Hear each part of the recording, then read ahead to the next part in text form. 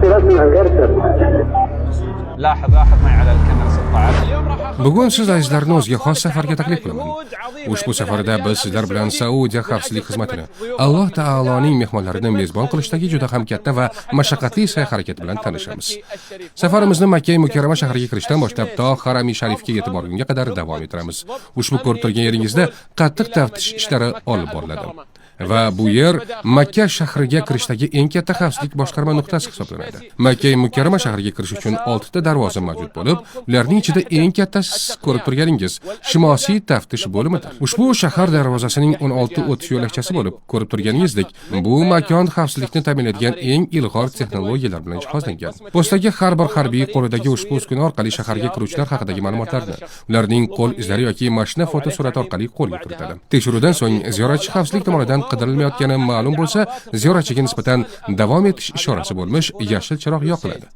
Siz ko'rib turganingiz bu mashinalar yo'l xavfsizligi xodimlari tasarrufidagi xizmat mashinalaridir. Ushbu xizmat mashinalarining har biri 16 kamera bilan jihozlangan bo'lib, bu kamera orqali atrofda bo'layotgan hodisalarni kuzatuv ostiga olish imkoniyatiga ega bo'ladi. Agar e'tibor beradigan bo'lsangiz, xizmat mashinasining turli yerlariga maxsus kameralar joylashtirilganiga guvoh bo'lasiz.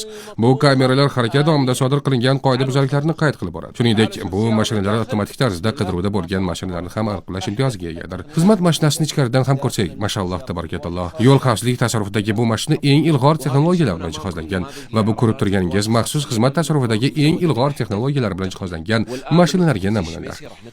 Hozir Shimoliy taftishchi bo'limidan Makka mukarrama shahriga kirib boramiz va siz bilan birga shu paytgacha ayon bo'lmagan parda ortidagi sarflanayotgan katta mashaqqatli jarayon guvohi bo'lamiz. Bu yer Umra ziyorat xavfsizligini ta'minlovchi asosiy markaz bo'lib, keling siz bilan ichkaridagi salmoqli ishlardan boxabar bo'lamiz.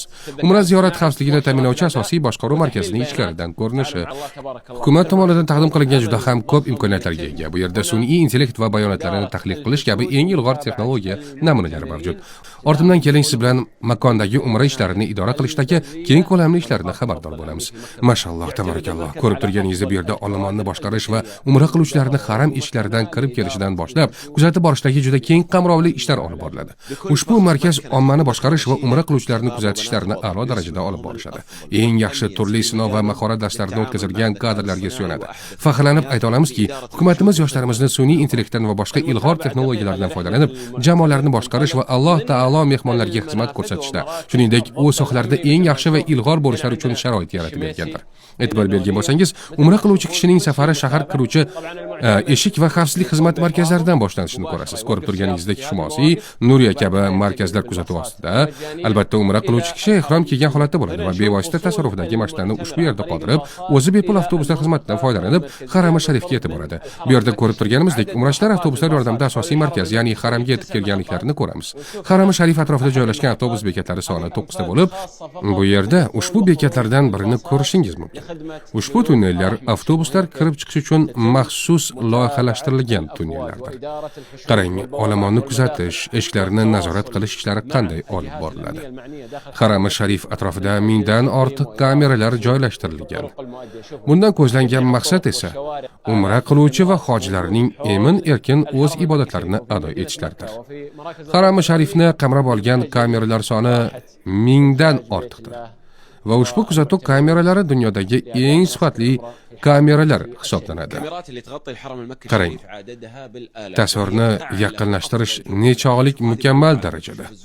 Tasvir yaqinlashtirilganda qayergacha yetib borar ekan? Kamerani boshqaruvchi kishi uni o'nchapga aylantirish, xohlagan burchagini nazoratga olish imkoniyatiga ega. Qarang, kamera orqali umrachilarning yuzi ko'rinadigan darajada yaqinlashdik. Ushbu kamera orqali masofaning uzoqligiga qaramay umra qiluvchilarning shaxsiga aniqlik kiritish mumkin. Agar ortga qaytadigan bo'lsak, kameraning haram atrofidagi katta minoralardan biriga o'rnatilganini bilamiz. Kameradan kuzatuvchi kishi o'ziga kerakli bo'lgan har qanday nuqtani nazoratga ola oladi. لاحظ معي على الكاميرا 16 في قدوم كثافات الآن تحتاج عناية مع الزملاء مع سريع. لاحظ جسر جياد الآن القادمين مع طريق الملك عبد العزيز. تلاحظ معي على الكاميرا 16 الآن في كثافات قادمة مع طريق الملك عبد العزيز. Saudiya hukumati bu markazda nafaqat xavfsizlik idorasi, qolaversa, bevosita muzokara talab qiladigan har qanday mavzuda zudlik bilan qaror olish imkoniyatiga ega bo'lish uchun boshqa Alloh mehmonlariga xizmat qiladigan rasmiy va hukumatga aloqador idoralarning ham tashkil qilinishiga alohida ahamiyat qaratgan. Kamera orqali yo'llarning harakat yurishini real vaqt bilan kuzatiladi va yo'nalishda to'xtalish sodir bo'lmasligi uchun zudlik bilan bevosita kerakli yo'nalish va tavsiyalar berib boriladi.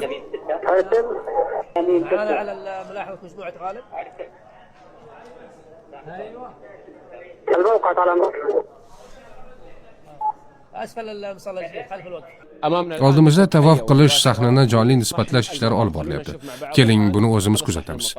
Qarang, bu tavof qilish sahnasi, uning atrofida esa raqamlarni ko'ryapmiz. Ko'rib turganingizdek, tavofdagi har bir bo'lak ichida raqamlar mavjud. Masalan, mana bu hududni olaylik. Ko'rganingizdek, bu yer Hajarul Asfad joylashgan hudud. Odamlar tavof qilishda davom etishdan oldin turib takbir aytganliklari uchun bu yerda katta ko'lamda zichdlikning guvohi bo'lyapmiz. E'tibor bering, ushbu nisbatlar avtomatik tarzda o'zgarib, yangilanib boradi. Ushbu ekran bizga har bir eshikdagi son ko'rsatkichlar haqida ma'lumot beradi. Va bu ma'lumot orqali ishlar qayerda zichlik bor, qaysi eshik ziyoda kuzatuvga va hatto yopilishga muhtoj ekanini bilishadi. Yana insonlarni bu orqali qo'rqmay boshqa eshiklarga yo'naltiradilar. Bularning barchasi kamera hamda sun'iy intellekt orqali amalga oshiriladi. Bu hudud ko'rib turganingizdek elektr zinalarini kuzatadi va tezkor qarorlar olinishi uchun ularning ko'rsatkichlari haqida ham ma'lumot beradi. Bularning hammasi umra qiluvchilarning salomatligini himoya qilish maqsadidadir. Guvohi bo'lganingizdek, markazda bunday ulkan ishni yengillashtirish va umra qiluvchilarga xizmat qilish uchun turli xavfsizlik va hukumat idoralari birdek faoliyat olib boradilar. Ushbu markaz xavfsizlik xizmati katta mudiri tomonidan bevosita nazorat qilinadi. Bugun Saudiya Arabistoni o'zining ta'sis qilinganidan boshlab 299-yilini islom asoslari va shahodat kalimasini ko'taruvchi bayroq ostida musulmonlar xizmati va haj hamda umra ishlarini xavfsizlashtirish borasidagi aniq rejalariga ko'ra o'tkazmoqda. Saudiya bu borada oldiga qo'ygan maqsadlaridan voz kechmadi, balki yildan yilga qiyinchiliklarni bartaraf qilish, Alloh taoloning mehmonlariga eng oliy xizmatlarni taqdim qilishda davom etib kelyapti. Asosiy kuzatuv markazidan Haram-i Sharifga o'tamiz. Ko'ramiz, markazdagi bu kabi keng ko'lamli ishlar haramda tezkor qarorlar olishga qanday ijobiy ta'sir ko'rsatarkan. Hozir Masjidi Haramga yetib keldik. Ayni damda jarayonlar olib boriladigan xona tomon yo'l olamiz. Hozir amaliy jarayonlar olib boriladigan yerning qalbiga yetib keldik. Ya'ni Masjidul Harom amaliyotlar bajarish markaziga.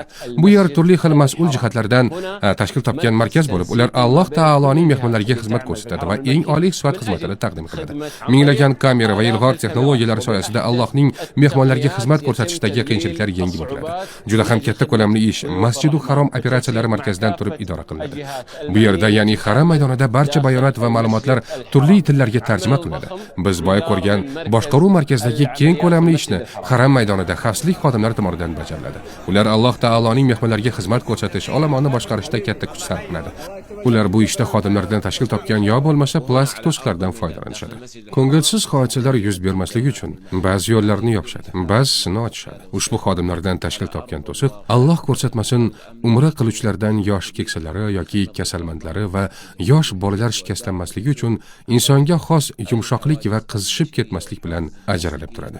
Shuning uchun ham insonlardan tashkil topgan bu kabi to'siqlar muhim va keraklidir. Qarang, umra qiluvchilar bilan bo'lgan aloqalari qanday? Har qanday ko'ngilsizlik va tiqilinch yuzaga kelmasligi uchun qattiq kuzatuv olib boriladi. Olomon ichidagi yosh keksa yoki yordamga ehtiyoji bor kishilar alohida e'tiborga olinadi. Bularning barchasi Allohga hamd bo'lsin, kunlik ravishda olib boriladigan ish ko'lamidir. 299-yildan beri Saudiya Arabistoni haj va umrachilarga xizmat ko'rsatish, ularning yo'lini xavfsizlantirish hamda oliy xizmat taqdim qilishda o'zining sobit manhaji va mustahkam usuliga binoan ish olib bormoqda. Alloh Saudiya Arabistonini va boshqa diyorlarini aziz qilsin.